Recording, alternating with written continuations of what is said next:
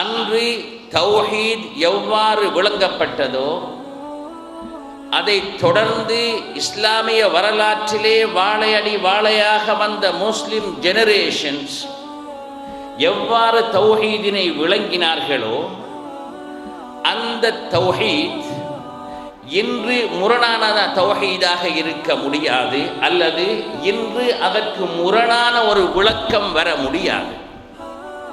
தௌஹீத் என்பது 1400 வருடங்களுக்கு முன் ஒன்றாகவும் அதன் பின் இன்று வேறொன்றாகவும் இருப்பது புத்திக்கு படாத ஒரு விடயம். அதனால்தான் இன்று நாம் செய்கின்ற பல நடவடிக்கைகளும் நடைமுறைகளும் தௌஹீதுக்கு நேர் முரணானது என்ற கருத்துக்களும் முஸ்லிம் சமுதாயங்களிலே பரவலாக காணப்படுகின்ற காரணத்தினால் உண்மையான தௌஹீத் என்ன என்பதை தெரிந்து கொள்வது நமது கடமை அல்லவா? நாம் ஒவ்வொருவரும் தௌஹீதை பின்பற்றுபவர்களாக அதன் அடிப்படையிலேயே நமது அமல்கள் அமைய வேண்டும் என்று விரும்புபவர்களாகத்தான் இருக்கிறோம்.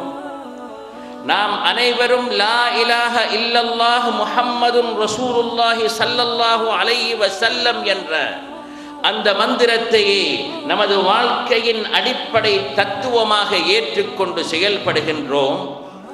அதனால் நாம் செய்கின்ற எந்த செயலாவது இந்த லா இலாஹ இல்லல்லாஹ் முஹம்மதுன் ரசூலுல்லாஹி ஸல்லல்லாஹு அலைஹி வஸல்லம் என்ற அந்த கலிமாவிற்கு முரணானதாக, அல்லது அந்த கலிமா போதிக்கின்ற, அல்லது திருக்குர்ஆனிலே அல்லாஹ் கூறுவது போன்று ஃபஅலம் அன்னஹு லா இலாஹ இல்லல்லாஹ், அவனை தவிர வேறு நாயன் இல்லை என்பதை நீங்கள் தெரிந்து கொள்ளுங்கள் என்று அல்லாஹ் கூறுகின்றானே, அந்த தௌஹீதுக்கு முரணானதாக எந்த ஒரு செயல்பாடாவது அமைந்திருக்கின்றதா என்பதை அலசி ஆராய்ந்து அறிந்து தெரிந்து நடக்க வேண்டிய பொறுப்பு நம் அனைவருக்கும் இருக்கின்றது.